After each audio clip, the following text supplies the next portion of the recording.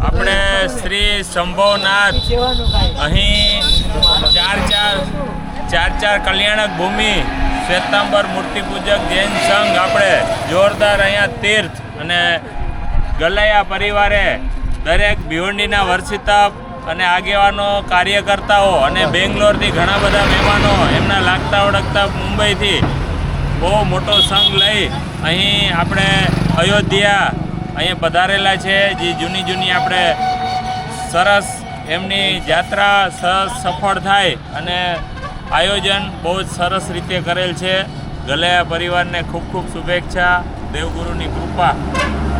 આવા જોરદાર આયોજનો આટલા 450-500 જે અયોધ્યામાં આપણે બધી જગ્યાએથી લઈ અને આટલી સરસ વ્યવસ્થા કરેલ છે કે જોરદાર વર્ષી તપરા હર્ષ ઉલ્લાસ સાથે દેવગુરુની ખૂબ કૃપા છે કે સરસ રીતે આપણે આવા જ આયોજનો બધાએ કરતા રહીએ. અને શુભેચ્છા ગલૈયા પરિવારને. માતુશ્રી મોતીબેન ઝવેરચંદ નથુ ગલૈયા પરિવાર, ગામ કાકાભાઈ સિંહ, હાલ બેંગ્લોર. કાંતિભાઈ, જયેશભાઈ, ખૂબ ખૂબ આભાર આપ દરેકનું. કેટલી સરસ યાત્રાઓ આપ બધાને કરાવો છો. સમાજનું ગૌરવ. દાદર બેંગ્લોર જે વાડી બનાવી છે એમના પાયાના પથ્થર એવા કાંતિભાઈ અને એનો પરિવાર ખરેખર આપણા સમાજ માટે એક નમૂનેદાર કહીએ કે એક દાખલા દ્રષ્ટાંત આપી શકીએ એવો આ પરિવાર. એમનો ખૂબ ખૂબ આભાર અને ધન્યવાદ.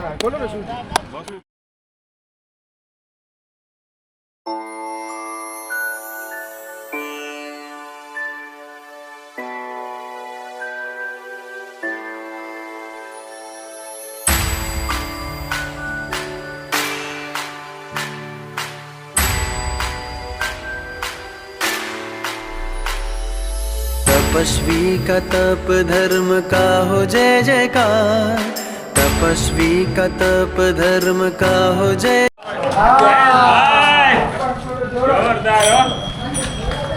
પધારો શિરીષભાઈ, પધારો.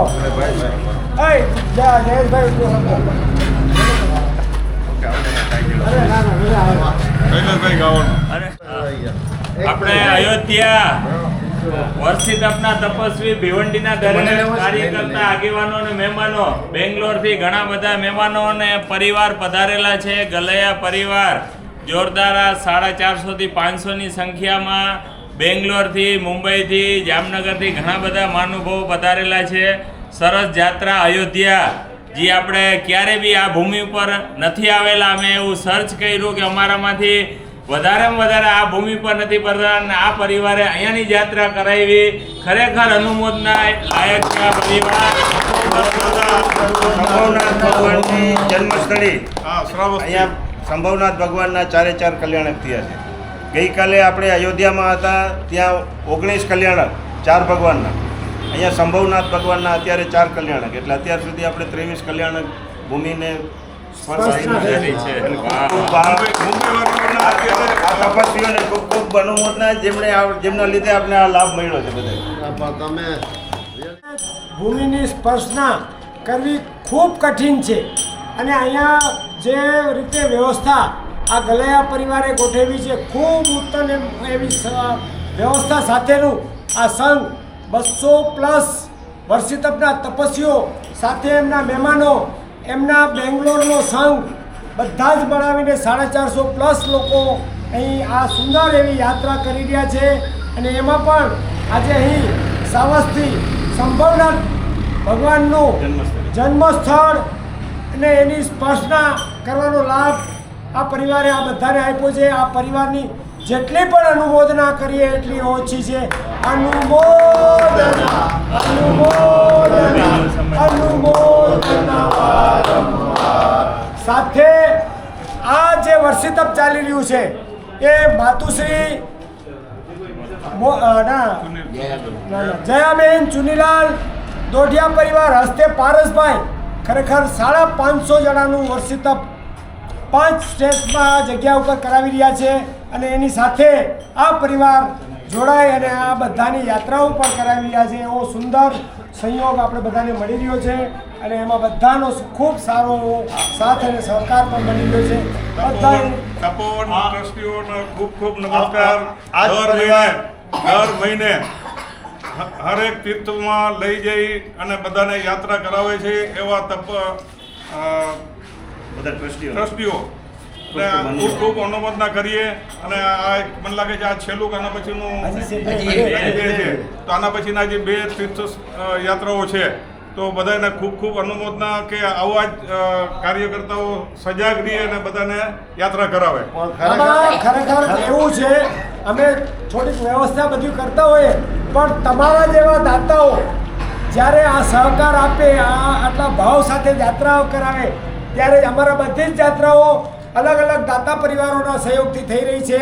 એમાં 2 યાત્રા અમારા આ લાભાર્થી પરિવાર એટલે કે માતુશ્રી જયાબેન ચુનીલાલ પરિવાર તરફથી છે. બાકી બધા જ અલગ, અને હજી એક 2 યાત્રા 3 યાત્રા કાકાભાઈ સિંહ તરફથી હા. થયેલી છે.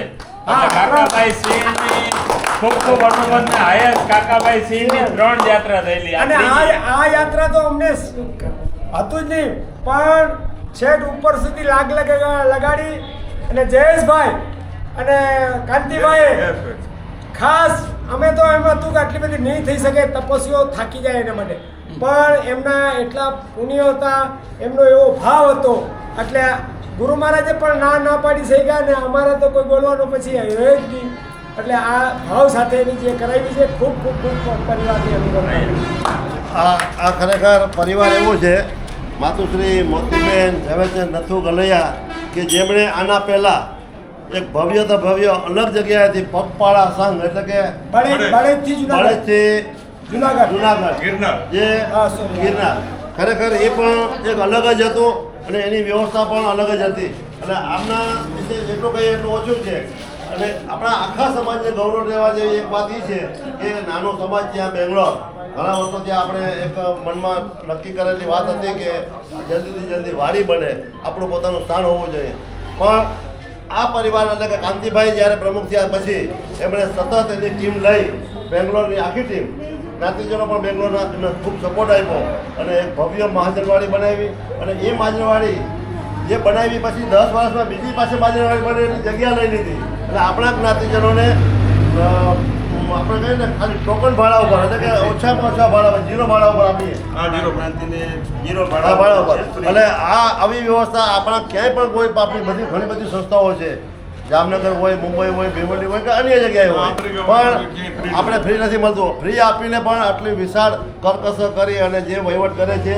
અને હવે એના નાના ભાઈ જયેશભાઈ પ્રમુખ છે, અને ખરેખર આપણે બધાએ ગૌરવ લેવા જેવી વાત છે. એનાથી કંઈક શીખ લઈએ અને ચારેય ક્ષેત્રોમાં આ લોકો પરિવાર એમનો યોગદાન મોટો છે. તો ખૂબ ખૂબ ધન્યવાદ. જય અનુમોદના અનુમોદના અનુમોદના વારંવાર, અનુમોદના અનુમોદના અનુમોદના વારંવાર. બહુ સરસ. હમણાં જ 75 દિનોડીમાં ખૂબ ધામધૂમથી ઉજવી. હા. પેઢી હતી ને દાદા વાસણા. હા, બરાબર. આમનો હલકો આવું જોઈએ ભાઈ આખી ક્લિપમાં. અમે વहाँ ગયા બેંગ્લોર, બહુ મજા આવી હતી. અનુમોદના ગલૈયા પરિવાર તો ક્યાંય ગેપ નથી મૂકતું. જે પ્રમાણે પેલી બોક્સમાં હા. સારી સરસ રીતે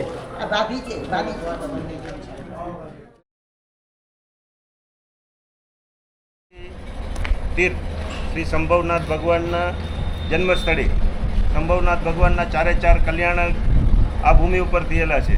જવન કલ્યાણક, જન્મ કલ્યાણક, દીક્ષા કલ્યાણક અને કેવળ જ્ઞાન કલ્યાણક એવી શ્રેષ્ઠ ભૂમિ ઉપર આજે આ સંઘ વધાર્યો છે. અને આ દેરાસરનું કામ ચાલી રહ્યું છે. અહીંયા સંભવનાથ ભગવાનની પ્રતિમાને બિરાજમાન કરવામાં આવશે. આગળ ભવિષ્યમાં ફરી આપણે વધારીએ એવી ભાવના છે.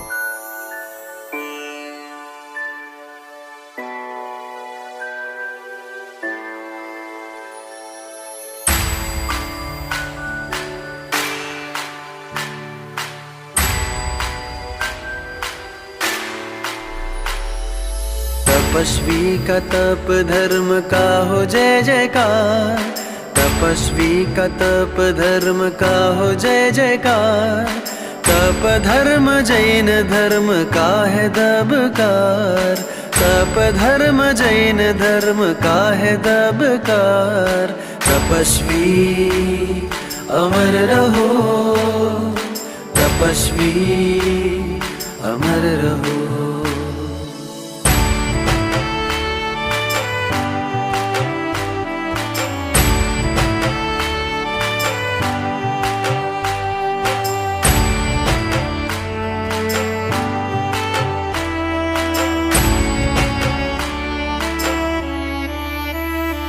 तपस्वी को आज हम करेंगे नमस्कार, तपस्वी को आज हम करेंगे नमस्कार। देव गुरु की कृपा का सच्चा चमत्कार, देव गुरु की कृपा का सच्चा चमत्कार। तपस्वी अमर रहो, तपस्वी अमर रहो।